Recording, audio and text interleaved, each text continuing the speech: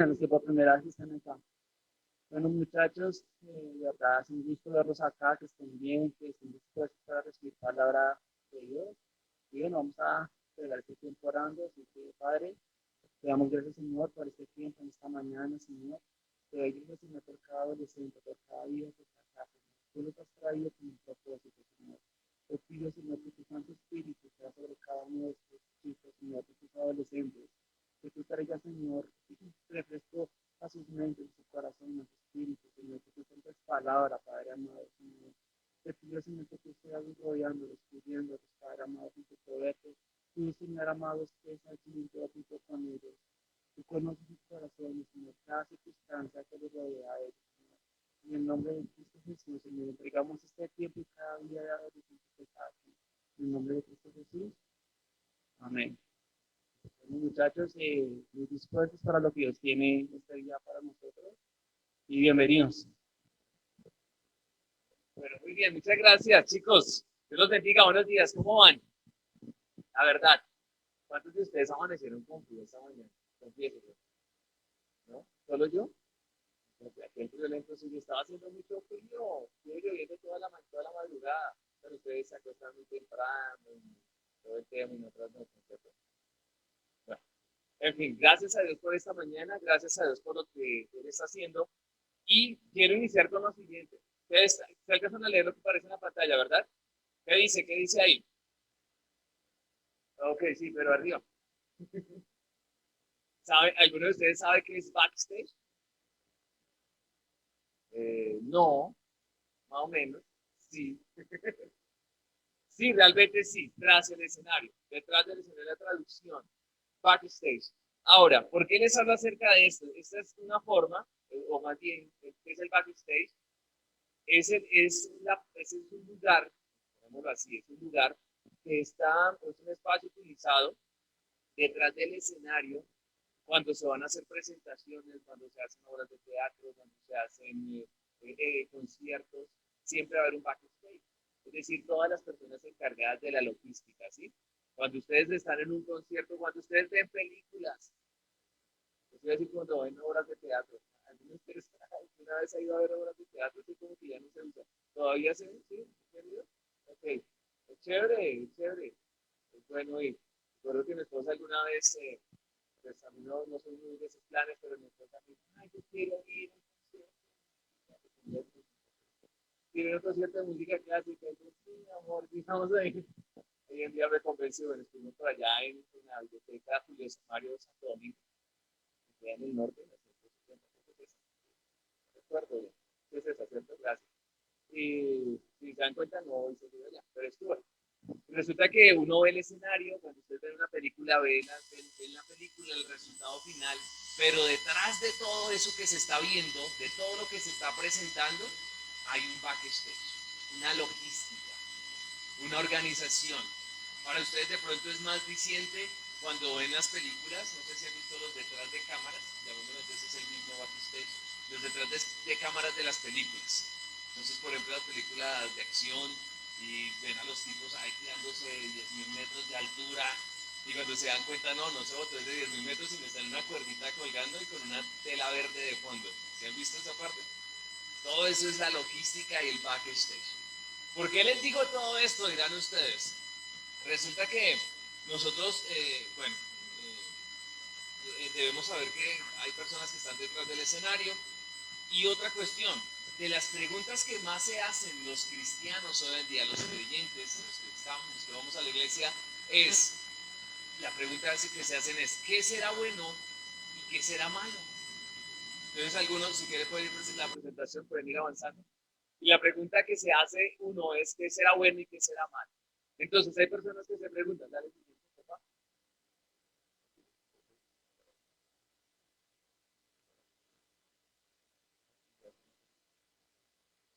¿Listo? Y quiero que abran sus libros. Hay muchas preguntas que las personas se hacen, ¿qué será bueno, qué será malo? ¿Será que la música es buena? Dicen algunos. ¿Será que ver estos programas de televisión será bueno, será malo? Creo que son muchas de las preguntas que se generan ustedes, ¿no?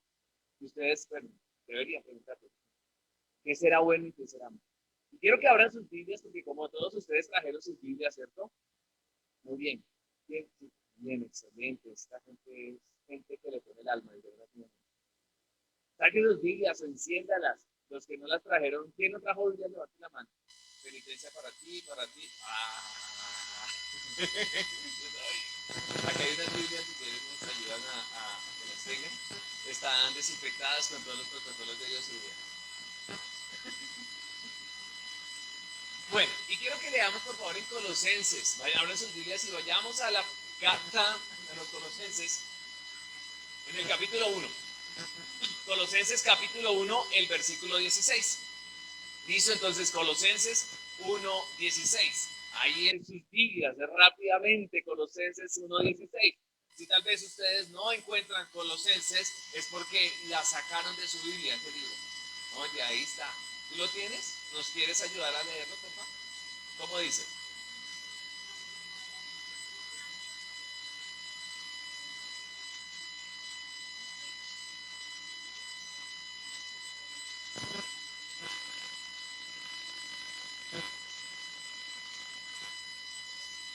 Muy bien, gracias. Entonces dice, mire que tremendo, dice que todo lo que existe, lo visible, lo invisible, recuerda que estuvimos hablando acerca de esto y lo estamos conectando con lo que hemos estado hablando en estos días.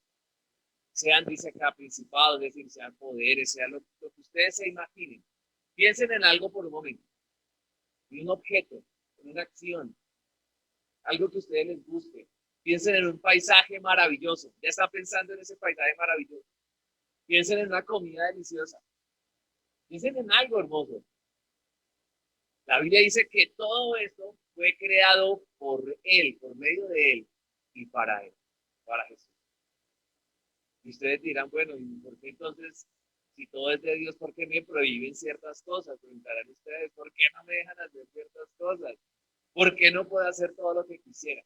Eso es lo que quiero que hablemos el día de hoy. Entonces, todo fue creado por Dios. Y este versículo es muy importante que lo tengan en su memoria, ¿cierto? Porque les conviene. Al final se van a dar cuenta. Siguiente, por favor. ¿Qué será bueno? ¿Qué será malo? Ahora les voy a hacer la pregunta. Ustedes me van a ayudar, con algo, ¿sí o no? Ustedes me van a ayudar a contestar si eso que va a salir en las imágenes es bueno. Dale, siguiente. Acá. Listo. ¿Qué se creen ahí que voy a hablar? ¿De qué creen que hablaré ahí? ¿De qué? De una radiografía. Eh, la humanidad. Sí, señor. Evidente, ¿no? Dicen, no, yo no. La humanidad, el ser humano. La pregunta que les voy a hacer, ustedes me van a ayudar a responderla. El ser humano, por naturaleza, por esencia, el ser humano es esencialmente bueno o malo. ¿Quién dice que es bueno? Levanten la mano. Oiga, tengan pena. Bueno, ¿quién dice que esencialmente el ser humano es malo? Levanten la mano. Pero levanten la mano los que digan que sí, que es malo. Es así, pero no así. Así, ¿listo? Listo, bájenla, por favor. ¿Quién de ustedes dice que entonces el ser humano es bueno? Y los demás no. Mucha cosa ahí, no sabe, no responde. Cuando Dios creó al ser humano, recuerden, en la creación, Génesis capítulo 1, Dios creó todo y vio que todo era. Es decir, que cuando Dios creó al ser humano, chicos, acá, no se me desconecten para que no se me pierdan. Cuando Dios creó al ser humano, el ser humano fue creado bueno, esencialmente bueno. Pero algo sucedió, recuerden, algo catastrófico, y fue lo que se llama la caída del ser humano, cuando desobedecieron a Dios. A partir de ese momento en que el hombre peca, el hombre ya no es esencialmente bueno, sino el hombre es esencialmente malo. Con lo que dijeron, ¿cierto? Claro, pues, pero el hombre inicialmente fue creado bueno, para que lo tengan en cuenta. Entonces el ser humano es bueno, pero el pecado lo volvió malo. Siguiente, por favor. Dale. Este otro. ¿Será bueno o será malo? Siguiente. Por favor. La música, la music, ¿será buena o será mala? Depende, pues pasa lo mismo con el ser humano, depende. Si me cae bien, si la china está bonita, es buena, si no está mala. Si el chino es bonito, entonces es bueno. ¿Es bueno o es malo? ¿Quién de ustedes vota porque la música es buena? Levante la mano y dice que es buena. ¿Okay? Hay mucho reggaetonero por acá. Baje la mano. ¿Quién de ustedes dice que la música es esencialmente mala? Levante la mano.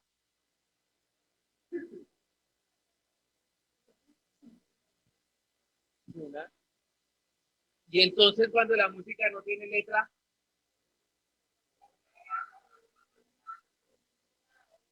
¿es qué? Un karaoke. No, porque es que hay música, la música clásica no tiene letra. Simplemente es instrumentos. Hoy en día hay música es que la música electrónica tiene letra. Entonces, la pregunta es, ¿será buena o será mala? Entonces, ¿quién dice que es mala? Levante la mano otra vez. ¿Que la música es mala? Aquí volvemos al primer. La música. Ya vamos, mejor dicho, ya vamos a responder todo. Para no darle vueltas. Vengan ahí. Siguiente, por favor. Esta. ¿Qué estaremos hablando ahí? El amor. El amor es el amor. ¿Se recuerdan al chaurillo de Pepe le... ¿Me acuerdo? Pepe el francés. Dice que ¿cómo se llama? Lo censuraron porque supuestamente era un acosador. Bueno, porque no sé si han visto la caricatura, que vive enamorado de una gata y la gata pues no se limpia, sino que el gato el amor, pues resulta que el amor se iba a hablar la sexualidad. El sexo, ¿es bueno o es malo? ¿Qué dice usted? Malo. Tú,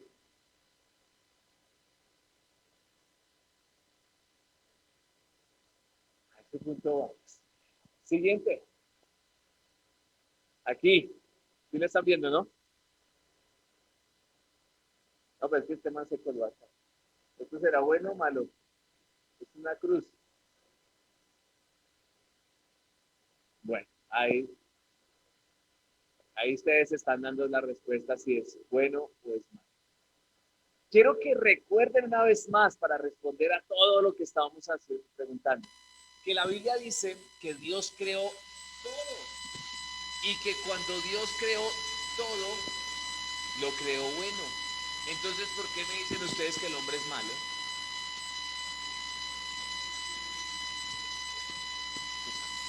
Por ejemplo, en las noches ustedes cierran la puerta de su casa y le echan llavecita y 3 veces llave y candado. ¿Y por qué? Si el hombre es bueno. ¿Y por qué es malo si Dios lo creó bueno? ¿Cómo no te entendí? ¿Cómo es? Bueno? Ya están queriendo entrar a la casa con eso nos damos cuenta que el hombre no es bueno. Ok, el hombre fue creado bueno, pero llegó un momento, un punto en el que todo cambió. ¿Y recuerdan cuál fue ese punto, no? Pero porque le echan la culpa a la manzana. Y la manzana es buena, dice que la fruta más completa, ¿no? Tiene fibra, tiene vitamina C. No me gusta mucho. El chontaduro sí que horrible, pues hacía la fruta prohibida. ¿No? Chontaduro. Bueno, hay gente que le fascina. Perdona a los chontadureños, a los que son chontaduro believers, los que les encanta, no me gusta. Bueno, ahora, eh, Dios creó al hombre bueno y llegó un momento en el ¿cuál fue? No la manzana, el pecado. ¿Okay? El pecado. Entonces fue el momento en el que el pecado que fue decisión del ser humano, en ese momento, a partir de ese momento, el hombre ya no es ese, sino que el hombre tiende hacia el mal. Por eso es que le echamos llave a la casa. Por eso es que es necesaria las leyes y las normas. Porque si no hay leyes, si no hay normas, la maldad en el ser humano se desbocaría. Por eso es importante las autoridades, el ejército, la policía. Y yo sé que a algunos no les gusta, pero es necesario. A mí no me gusta que haya policías de tránsito en la calle, pero es necesario. A nadie le gusta ir súper rápido en el carro. ¿No? y que se ponga un semáforo en rojo y uno tenga que parar. A nadie nos gusta eso. Ninguno de nosotros somos felices haciendo eso. Pero es necesario, porque si no, imagínese esa, ni más hoy en día. Entonces, el ser humano, aunque es bueno, hubo un momento en que se convirtió en malo. La música, la música, aparte del reggaetón, no, a algunos de ustedes les gusta el reggaetón, mira, pues 10, ¿les gusta el reggaetón? Levanten la mano y oramos por ustedes. Oye, ¿les gusta la música? La música no es buena ni mala tampoco. Aunque, bueno, aquí al punto, la música es buena esencialmente porque fue creada por Dios. Y como fue creada por Dios, pues, ahora, el punto es el momento en el que inspira la música que ustedes escuchan. Esta mañana alguien decía, no, la letra de las canciones. Entonces esa es la excusa que tienen algunos. Dicen, ah, sí, la letra. Entonces se ponen para escuchar música electrónica. Y entonces, no, pero hay unas personas que dicen, ay, eso no tiene letra. Entonces ahí me engomo. Ah, mire, la música tiene que ver con, con lo que inspira y con quien interpreta esa música. Y la fuente bíblica está en David y Saúl. El rey Saúl era atormentado por un demonio, dice. Y la única forma en que él podía hallar paz, tranquilidad, es cuando venía un hombre de Dios, un joven, un muchacho, en ese momento David, e interpretaba el arpa. La Biblia no dice que cantara, que no estuviera diciendo, ay, niña, ya no es arpa. Simplemente dice que interpretaba el arpa, no sé, la Biblia no dice espírita, pero sí dice que interpretaba, no dice que cantaba. Y que cuando interpretaba el arpa, cuando interpretaba la música, en el momento en que él interpretaba la música, el demonio se iba. ¿Sí? Entonces ahí encontramos el principio también de la música. La sexualidad, hablamos de un momento, el sexo fue creación de Dios. Es decir, que si fue creado por Dios, no es malo. El problema es cómo se usa esa sexualidad. El problema es cómo se está usando la sexualidad. Y el tema es que hay personas, eh, todo contacto sexual, sea del cuerpo, sea de los ojos, sea todo contacto sexual fuera del matrimonio es incorrecto. La pornografía, pornografía. Se está llegando al punto en el cual no va a haber, bueno, están creando todo ese tema, hay muñecos, un poco cosas ahí. Llegará un momento en que neuronalmente crearán algo para producir la satisfacción sexual que tiene alguien en el acto. Queridos, desde ya, antes que esto se haga famoso, quiero decirles que eso también es inmoralidad sexual. Todo contacto sexual, por eso hablo de eso.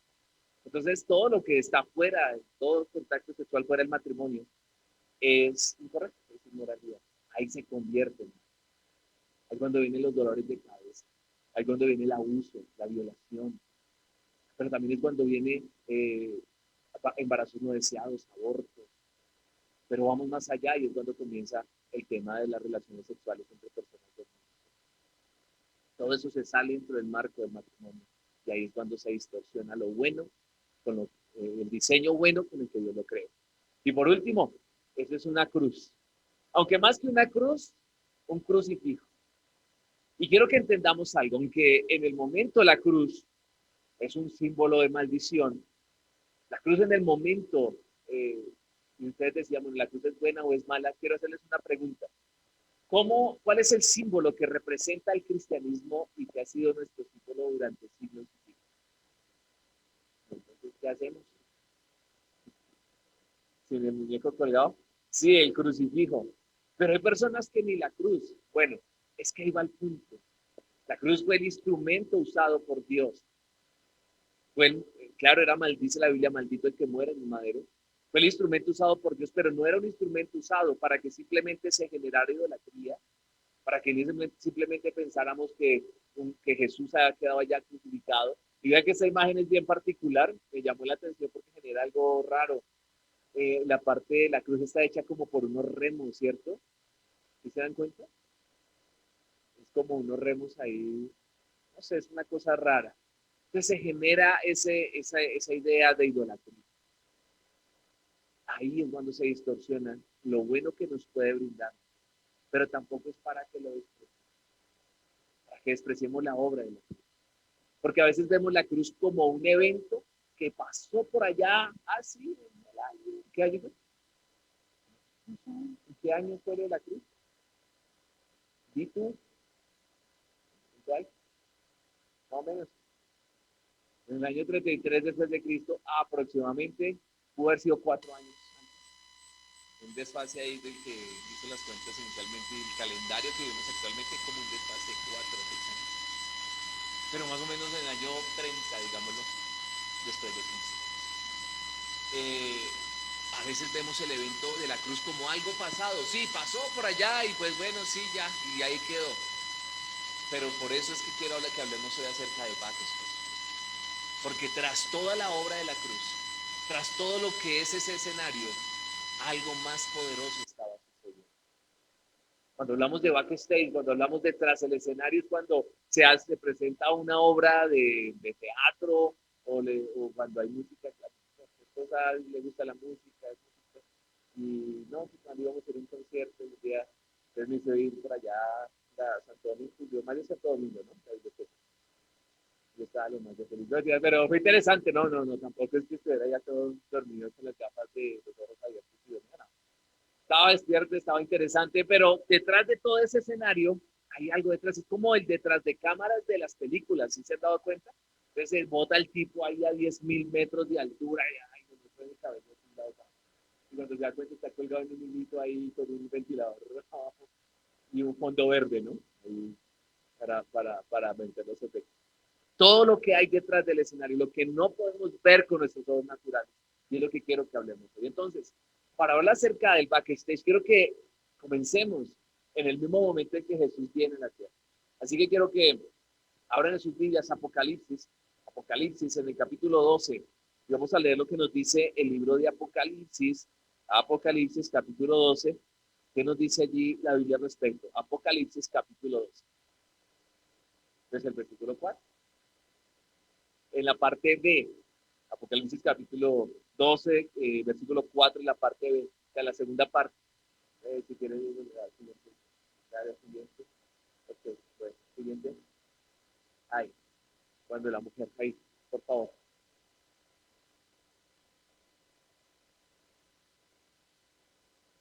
¿Qué dicen?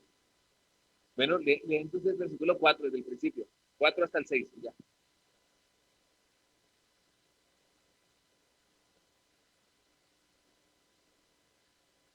¿Qué era, hombre?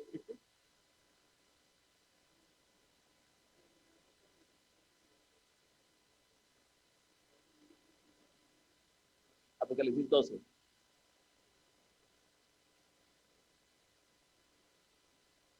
Listo, otra vez.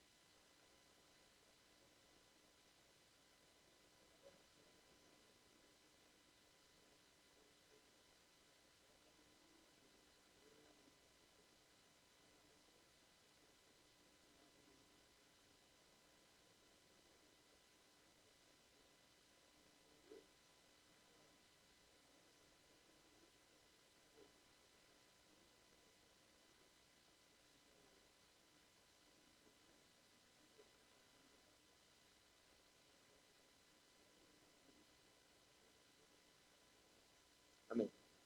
Bueno, aquí es un tema bastante interesante, habla acerca del dragón, habla acerca de una mujer. Y quiero decirles que algunos han visto este escenario, le dan dos interpretaciones. Y dicen, esencialmente, la mujer, dicen unos, representa a María, la Virgen María, cuando estaba a punto de dar a luz a Jesús. Y dice que en ese momento, inmediatamente el dragón estaba al acecho, es la versión que estaba leyendo. Estaba en el momento esperando a que el hijo naciera para acabarlo, para destruirlo. Eso es una de las posiciones. Otros dicen que es Israel, o sea, la nación de Israel, y que de la nación de Israel pues viene Jesucristo. Sea cual sea la posición, lo importante es que está narrando cuando Jesús nace. Y algo tremendo es que cuando Jesús nace, desde antes de nacer, el backstage, ¿cómo se ve? Uno sabe en la historia, la conoce, sí, el anunciamiento, María estuvo embarazada y después tiene el niño en un pesebre y ustedes dibujan allá el burrito y el torito y todo eso. Ok, pero saben que detrás de allí espiritualmente estaba sucediendo algo bien especial. Recuerden, el mundo invisible, que no ve nuestros ojos naturales, pero que es real, aún más real que el mundo físico que podemos ver. Y lo que estaba sucediendo ahí es que en el momento que iban a ser, cuando iban a ser Jesús, recuerden que desde el mismo momento en que María queda embarazada, desde ese mismo momento, la vida de Jesús estaba en peligro. Satanás quiso acabar. ¿Qué hubiese pasado si José abandonara a María? Recuerden que María al quedar embarazada había quedado embarazada sin estar casada. Y el quedar embarazada sin casarse era pena de muerte. Era pena de muerte. Era una adúltera. ¿Qué tenían que hacer? Matarla apedreada, con piedras, lapidada. José por un momento lo dudó y dijo, no, mañana yo me voy, qué suerte que vaya. Pero resulta que al otro día, bueno, en la noche, el Señor le habló. Dijo, José, no hagas eso, el hijo que está en el vientre realmente es santo. Yo lo entendí, no es cierto. Y se quedó con él. Pero, ¿cómo? ¿Sí yo iba a ir? No me estoy inventando eso, no es una novela. Es que le puse un poquito de dramatismo, sí, textualmente no dice que es mexicano, no dice. Pero sí, pensaba. Ahora, más adelante, cuando Jesús va a nacer, cuando Jesús nace, recuerden que había un rey llamado Herodes, y Herodes le vio que estaba migrando su reino, pero detrás de Herodes estaba el que manipulaba a los niños, Satanás, queriendo acabar una vez más con Jesús. ¿Y cuál fue la idea de Herodes? Que no fue la idea de Herodes, sino una idea de Satanás, que hoy en día sigue siendo una idea, y es matar al niño desde antes de nacer. El aborto es una idea de Satanás. Yo no veo otra explicación como esto. Estábamos, si ustedes se dan cuenta, China, que fue uno de los países que comenzó a fomentar ese tema que para qué hijos, que con uno era suficiente, no es nuevo. Los que dicen, ay, ¿yo puedo tener hijos? No, los chinos le ganaron, poniendo esa idea del comunismo en la cual solamente era un hijo. Y hay historias tristes, algunos de ustedes se las he comentado, en el cual cuenta uno en un libro que está, no recuerdo el título ahora, pero habla acerca de cómo morían los niños y un hombre que después se convirtió a Cristo, él narra cómo él mismo asesinó a su primera bebé porque era una mujer. No era cristiano en ese momento y la mató a asfixiar, porque primero solo pueden tener un hijo y segundo las mujeres para ellos no valen. Y cuando su esposa quedó embarazada por segunda vez, nació otra vez la criatura, una vez más. La historia no narra qué pasó allí, no, pero la cuestión es que el hombre se convirtió así, obviamente. ¿Cómo? No, pero se convirtió así. Pero mira esa parte, pero esa es la idea. Y hoy los comunistas que se salió hace la semana pasada una noticia que China dijo, ay no, perdónennos, ya no tengan uno, o sea, perdónennos casi. Ay, les caché, disculpen, ya no tengan uno, sino tengan tres. Y bueno, sí, gracias a Dios, pero lo que a mí me hace reflexionar es cuánta gente no asesinó ni no abortó ni a causa de eso, simplemente por la voluntad humana. Eso fue lo que pasó con Herodes. Herodes mandó a asesinar a todos los niños menores de 2 años que habían nacido en su territorio. Y fue un asesinato terrible, asesinando niños, niños, niños. Dice la palabra, cuando ustedes que son lectores, pero profundos de la Biblia, recuerden que la Biblia dice que ellos, el Señor le habló a José que se fueran a Egipto. Y estuvieron un tiempo, unos años en Egipto y después volvieron. Pero tremendo porque detrás del escenario Satanás tratando de acabar con Jesucristo, con el Salvador del mundo. Hay un backstage. Toda la historia de Jesús, el ministerio de Jesús. Ustedes recuerden que cuando resucitó a Lázaro, Padre, gracias porque siempre me escuchas. Ahí detrás de la historia habían otras cosas. Espiritualmente estaba la vida, la muerte. Cuando Jesús estaba para entregar su vida en la noche de Getsemaní, una lucha espiritual.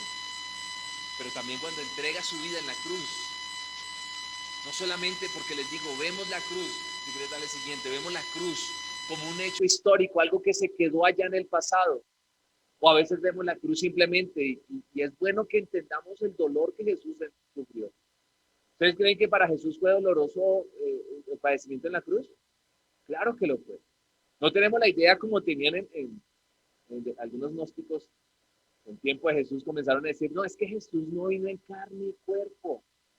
Él era como un fantasmín, como Casper, era un espíritu. Y entonces, cuando él estaba ahí, lo que ustedes veían no era un carne y hueso. Y cuando estuvo en la cruz no era carne y hueso, simplemente un fantasmita, un espíritu. Entonces él no murió nada. No, él padeció, estuvo en carne, sufrió el dolor. Entonces medio le van a aplicar una inyección y parece que se parte. Dice, pero a Jesús lo crucificaron y le pusieron clavos de aproximadamente 30 centímetros de largo. Unos clavos gigantescos que atravesaron sus manos. Eran tan fuertes que podían atravesar la coyuntura, el nervio, aún el hueso. Se han encontrado evidencias arqueológicas de las crucifixiones que hacían, en los talones atravesados con clavos.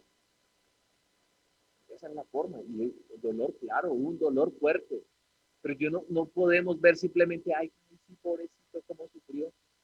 Porque estaríamos quedándonos igual que la religión tradicional cuando suben allá al Señor caído, al caído caerle. No, ya al caído de Monserrate, los que no conocen, a mí sí me llevaron.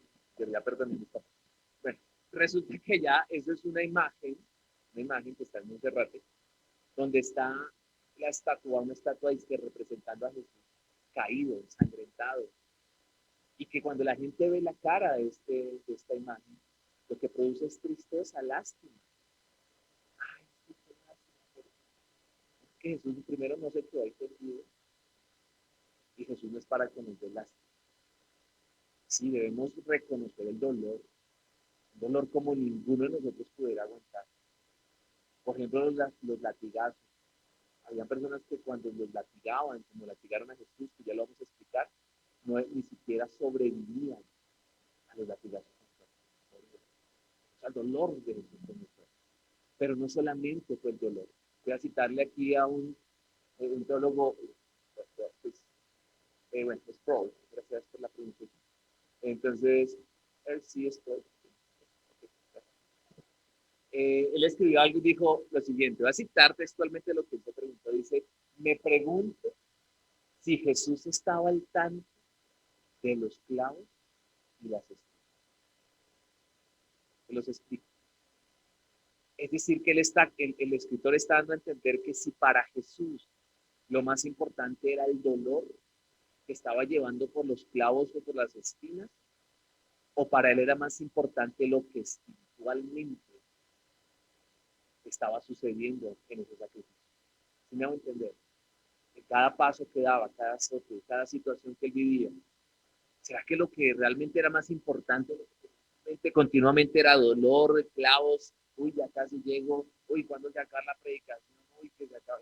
¿Será que era eso lo que estaba experimentando? ¿O estaba viendo la victoria que iba a conquistar por nosotros en la cruz? Esa es la pregunta que él se hace. ¿Será que Jesús era consciente de sus clavos y sus espinas? O más bien su objetivo estaba tan trazado que no le importó, aunque dolió, aunque sufrió, aunque fue humillado, pero su objetivo era darnos salvación. Y quiero que veamos de esa forma algunos de los padecimientos que Jesús tuvo en la cruz. Y que veamos el trasfondo, el backstage de eso que estaba pasando en ese momento. Ahí nos van a ayudar con la siguiente, ¿cierto? Muy bien. Lo primero, la cruz. La cruz no fue una coincidencia. La cruz ni simplemente era porque tenía que ser así, porque le tocó, porque no había otra forma. La cruz era parte del propósito. Jesús abrazó la cruz, primero con el propósito de libertarnos, redimirnos en la palabra de la maldición, de todo lo malo, recuerdan, naturalmente bueno, pero todo se dañó por el pecado, de toda esa maldición y esa maldad, era importante la cruz. ¿Por qué? Con los Gálatas 3:13, por favor, rápidamente, Gálatas 3:13, nos ayudan y ahorita también nos ayuda con el micrófono. ellos lo tengan ahí, puedan pronunciarlo. Entonces, Gálatas capítulo 3, versículo 13. Y el que lo tenga, por favor, nos ayuda a leerlo. Ya lo encontraron, ¿cierto? Amén. Está muy bien. Ahí está. Dale, bien. Gálatas 3:13.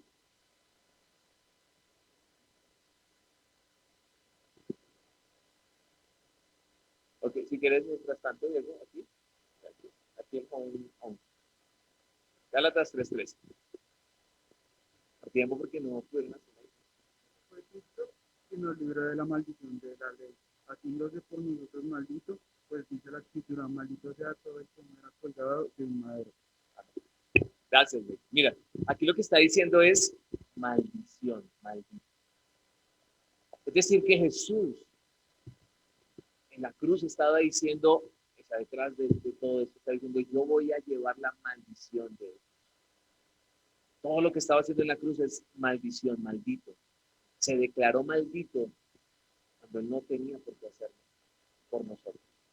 Por él, pero era necesario en la cruz, porque dice aquí, maldito el que es un colgado en un madero. No fue una coincidencia, de la antigüedad ya había esa situación de que era crucificado, el que era colgado, es porque era una persona maldita, había maldición, era lo peor de esa persona. Recuerde que la crucifixión era la muerte para los peores criminales de la época de Jesús. Y era una tortura durísima que los romanos practicaban, que desde antes ya tenían otras culturas. ¿Recuerdan los ninivitas con Jonás y todos ellos? Ellos practicaban eso y practicaban el empalamiento. No, el empalamiento es atravesar con un asta a la persona desde el recto hasta la boca. Eso es empalamiento.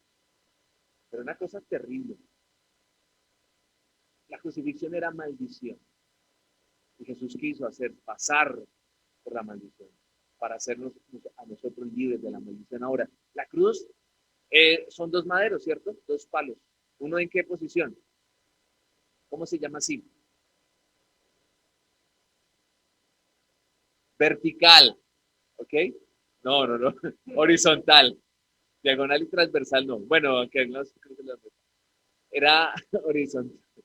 Vertical y horizontal. Fácil. Cuando ustedes digan, ¿cómo es que es? ¿Cómo es que es? Piensen en el horizonte. ¿Cuál es el horizonte? No saben. Bien, bien, entonces, horizonte es allá, el horizonte. Es horizontal, ¿ok? Algunos han dicho, y yo estoy de acuerdo con esto, que realmente en la cruz está significando que se atraviesa, se cruza la voluntad del ser humano con la voluntad de Dios. Y es que llega un momento de ese punto de quiebre en el cual o es mi voluntad o es la de Dios. Pero también la cruz, al ser estos maderos, está representando, podemos decirlo gráficamente, lo que Jesús, gráficamente lo que Jesús dijo. Yo soy el único camino, yo soy la única verdad y soy la única vida. Nadie puede ir al Padre sino por medio de mí. Es la cruz, el puente para llegar otra vez a Dios, para poder alcanzar comunión con Dios. La cruz no fue una coincidencia. Entonces no vean la cruz, muchachos, simplemente como un evento pasado, como un evento histórico, algo que ya pasó y algo que como que nada que ver conmigo. No, tiene que ver contigo porque la maldición en tu vida fue anulada en la cruz. Tiene que ver contigo porque llegará un momento en el cual tu voluntad se va a cruzar con la voluntad de Dios. Y vas a tener que decir, con muchos de nosotros, Señor, yo me rindo a tu voluntad. Pero también es entender que es el único camino para que tu relación con Dios se restaure y es más, puedas vivir una verdadera relación con Dios. Es lo que la cruz. Siguiente, por favor. Aparte también de la cruz, veamos algo de los azotes. Los azotes. Recuerden que Jesús fue azotado. ¿Y cómo era la situación? Tomaban un lugar, una pila, llamémoslo así, y amarraban al reo de esa forma para que no pudiera moverse y para que su espalda quedara totalmente descubierta y para poder infringir los azotes. Y primero, el soldado romano que azotaba no era el flacuchento ese como a veces lo muestran en las películas, un tipo ahí todo típico, todo flaquito. No, eran tipos rudos, musculosos, así como ustedes. Oh, pero ¿por qué ríen ustedes? No les rían, hombre, no sean así. Bueno, eran musculosos. ¿Por qué? Porque desde muy jóvenes, desde adolescentes, algunos de niños los entrenaban para ser soldados. Esa era la mentalidad, usted va a ser un soldado y los ponían a entrenar. Y aparte de eso, no solamente eran acuerpados, porque algunos se burlan de Duván Zapata, ¿no? Que es súper grande del fútbol. Fútbol, un balón y una pelota. Bueno, porque el hombre es todo grandote, ¿no? Todo acuerpado. Y que cuando habla, pues habla así todo delgadito. Entonces, no parece que fuera. No era así, los tipos, aparte de grandes, eran asesinos. Porque estaban acostumbrados a asesinar a sangre fría. Asesinaban a cualquiera. Y el azote que usaban no era la correíta esa que usa su mamá para los dientes. Pero no era una correíta cualquiera, sino era un azote con ramificaciones de cuero. Y en las puntas de sus ramificaciones tenían hueso, tenían hierro, tenían esquirlas que al pegar en la piel no podía salir de otra forma sino arrancándola. Y de estos azotes, con toda la violencia que pueden imaginarse, Jesús recibió 39. Algunos ni siquiera soportaban los azotes. Pero una vez más quiero decirles, vayamos más allá. El dolor fue real, la sangre fue real. Y el poder de esa sangre nos liberó. Pero ¿por qué el azote? Había un propósito. Y un propósito se ha hablado es la sanidad de nuestros cuerpos. Isaías capítulo 53 dice, ciertamente Él fue molido por nuestros pecados, fue herido por nuestras rebeliones, el castigo de nuestra paz fue sobre Él, y por su llaga, y por su llaga, y por su llaga, hemos sido nosotros sanados, curados. Tiene que el azote significaba es detrás del azote, detrás de los azotes, de los latigazos, de la herida que Jesús estaba llevando, una sola herida grande en su espalda, estaba la sanidad para nosotros. Entonces, cuando nosotros veamos enfermedad, cuando haya situaciones de enfermedad, debemos apelar no solamente como algo histórico que pasó en la cruz, sino como una realidad espiritual, oído acá, una realidad espiritual que sucedió en la cruz y que es válida para hoy. ¿Verdad que esté? Espiritualmente tenemos y creemos en la sanidad de nuestros cuerpos por lo que Jesús hizo en la cruz. Amén. ¿Me siguen hasta ahí? Muy bien. ¿Están conmigo, conectados? Amén, amén. ¿Cierto que sí? Muy bien. Ok, sigamos entonces. Lo siguiente. 10. Otro punto importante que vamos a hablar en este momento es la corona de espinas. Y resulta que la corona de espinas que pusieron, primero recuerden que la corona de espinas la pusieron sobre la piel de Jesús en forma de burla. Eso era una burla. O sea, fueron los soldados romanos y dijeron, sí, usted es el rey de los judíos, usted salve, rey. Y comenzaron a ponerla y lo golpeaban y le pusieron un manto, imitándolo. Y la pusieron en la cabeza, pero algo interesante, muy importante, es que las espinas no solamente eran las espinitas como las espinitas así de la rosa Guadalupe, ¿no? No era una cosita así, sino eran espinas de aproximadamente 10 hasta 12 centímetros, se puede hablar. Entonces, imagínense una espina de 10, 12 centímetros. Entraba, penetraba la piel, la carne, que por cierto, pues no es mucha la que tenemos en la cabeza, y llegaba hasta el cráneo. Eso es una realidad.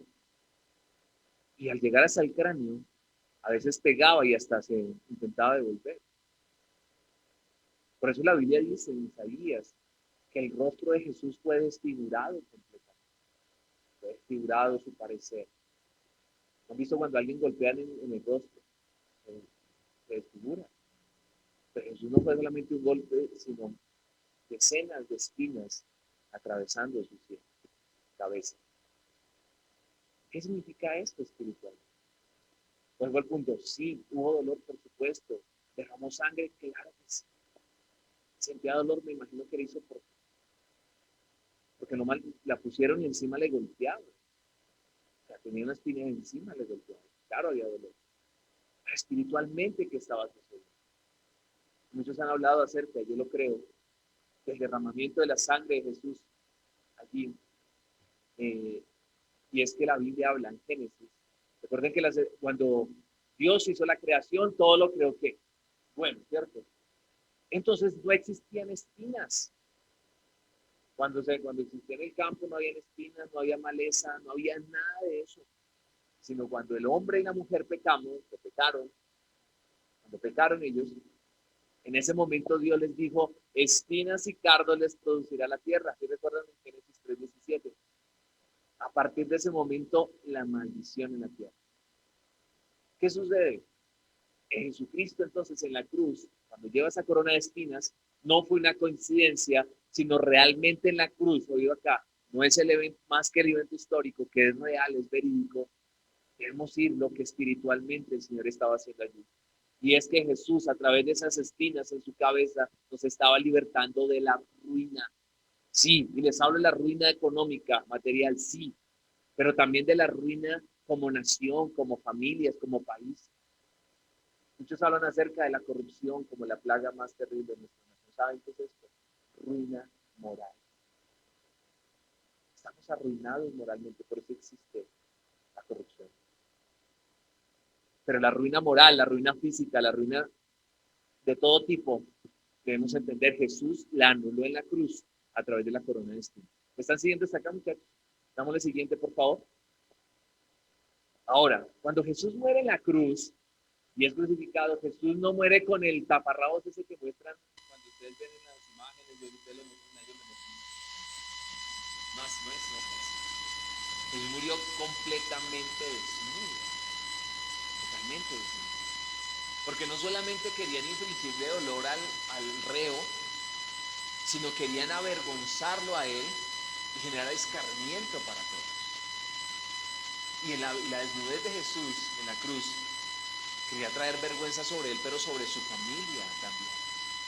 Saben que la vergüenza no es un sentimiento con el cual Dios nos haya diseñado. La primera vez que el ser humano siente vergüenza es cuando descubren que están desnudos. ¿Sí recuerdan? Y dice que cuando descubren que están desnudos después de haber pecado y sintieron vergüenza y se escondieron de Dios. Y fueron y se consiguieron los pantalones de moda, las hojas de parra. Estaban de moda. De pronto vuelve a estar de moda, no sé, con las modas de hoy en día. Entonces, con hojas de parra, unas hojas que se cubrieron porque se sentían avergonzados. Muchas personas, la vergüenza no los deja acercarse a Dios. Viven avergonzados de su origen, viven avergonzados de quiénes son, de cómo son, y pasa mucho en los adolescentes de cómo son físicamente, viven avergonzados. Se paran en el espejo, 5 minutos, 10, 15, minutos, oprimen, suben, bajan, se sienten avergonzados. Pero también sienten vergüenza, y la vergüenza es un sentimiento que usa Satanás para alejar a las personas de Dios. Porque tan pronto una persona le falla a Dios, lo primero que viene es vergüenza. Yo no soy digno de orar. Yo no soy digno de buscar a Dios. Yo no soy digno de caminar con Dios. Que Dios me use a mí, que eso que dicen que yo servirle a Dios, se sienten avergonzados, se sienten que no merecen ese mérito. Y efectivamente no merecíamos esto, pero también la Biblia dice que en la cruz, la desnudez, dice la Biblia también que en la cruz Jesús quitó el acta de decretos que nos era contrario, la anuló, la quitó del medio y la clavó en la cruz. Yo no sé por qué ustedes llegan a sentir vergüenza, tal vez como personas, pero también puede llegar a sentir vergüenza de acercarse a Dios, se sienten indignos. Quiero decirles que esos argumentos en contra de ustedes ya fueron anulados por Jesús en la cruz del Calvario. Esto es lo que sucedía espiritualmente tras todo eso. Siguiente, por favor. Y los clavos, lo hablamos hace un momento, Jesús atravesado por esos clavos, su sangre brotó de sus manos y de sus pies. Y simplemente esto quiero aplicarlo de la siguiente forma, y es lo que tú eres y lo que eres capaz de hacer. Dios te ha dotado a ti de capacidades. No eres un incapaz, no eres una incapaz. Hay capacidades, hay dones, hay talentos que Dios ha depositado sobre tu vida. Y lo podemos creer por la sangre que Jesús derramó de sus manos, pero también de sus pies. Y es un versículo que estamos declarando en este tiempo, y es que hermosos son los pies de los que anuncian la paz, las buenas nuevas de Jesús. Así que ustedes también son instrumentos diseñados por Dios para anunciar buenas nuevas. ¿Ok? Y por último, por favor, Ah, bueno, no, todavía no es lo último, es lo penúltimo. El costado. ¿Recuerdan cuando Jesús estaba en la cruz? Un soldado se acerca, lo atraviesa con una lanza para asegurarse que había muerto. Inmediatamente brota que agua con sangre. No es normal que una persona brote de esa forma, o es sangre lo que no puede brotar. Hay una explicación médica más compleja esta, pero se me olvidó qué es. Pero yo médico no soy, no me digan, no soy. Pero hay otra explicación, bueno, hay una explicación que va muy de la mano y algunos dicen que lo que sucede en ese momento es que el corazón de Jesús está literal. Lo que sí coinciden estos dos puntos es que fue una falla cardiovascular. Hasta ahí no sé el tema médico. Pero en pocas palabras, el corazón de Jesús estalla. La presión fue tan fuerte, derramó hasta la última gota de su sangre, no quedó sangre, una gota de sangre en su cuerpo. Y es esa sangre, y es ese que Jesús haya, su corazón haya sido estallado, es que nosotros, por esa obra en la cruz, no como un hecho histórico solamente, oro al punto, sino espiritualmente representa que nosotros ahora podemos tener sanidad emocional también. Y esta mañana hablaba esto y veía a alguien que decía, lo veía luchando con eso. Es que estaba sentado allá, no es que no es el que esté ahí. Y lo veía luchando con esto diciendo, tal vez no soy capaz. Yo sé, no les puedo decir a ustedes lo que se siente. Tal vez esa persona que hizo daño, esa persona que abandonó, que maltrató, no sé, que abusó, no sé. Y quiero decirles que humanamente es difícil, imposible perdonar esto. Pero podemos hallar sanidad y podemos creer en sanidad de todo ese daño, por muy grande que sea, por la sangre que Jesús derramó cuando su corazón estalló. ¿Sí me hago entender? Es muy importante que entendamos eso y lo recibamos. Si puedes perdonar, deseos de venganza, que cuando crezca, que dejemos eso a un lado y vamos en la libertad que el Señor Jesucristo. Ahora sí, por último, por favor, los dos ladrones. Y algunos pensarán que simplemente no, pues que tocaba para aprovechar la crucifixión, crucifiquemos a alguien ahí al lado. Y tal vez fue el pensamiento que tenían en ese momento los romanos. Recuerdan que los dos individuos que fueron crucificados al lado y lado de Jesús eran ladrones, eran criminales realmente verificados. Con justa causa los tipos estaban siendo crucificados. Y en el momento que los estaban crucificando, no sé si recuerdan, uno de ellos le dice a Jesús, oiga, pero si usted es el Hijo de Dios, si realmente es el Hijo de Dios, bájese de la cruz, sálvese usted y sálvenos a nosotros. ¿Se recuerdan? Si el otro le responde, oiga, con justa razón nosotros estamos aquí. Con toda la razón estamos crucificados. Pero este hombre es inocente. Y le dice a Jesús, acuérdate de mí cuando vengas. Se reconoció a Jesús que realmente era el rey.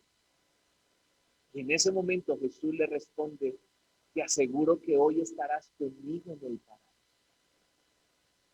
Con esa certeza, qué precioso sería decir, Señor, perdóname con la certeza. Esa certeza con la voz del Señor Jesús diciendo, eres salvo. Y algunos dirán, uy, yo quisiera escuchar esto hoy. Pues quiero decirles que hoy podemos tener esa seguridad. Tal vez no escuchar la voz audible de Dios, porque la escuchamos por su palabra. Tal vez no es Jesús diciendo que vas a estar conmigo, pero sí es la seguridad que por fe somos salvos. Y resulta que ¿qué tiene que ver estos dos ladrones con ustedes, con nosotros? Se preguntarán ustedes.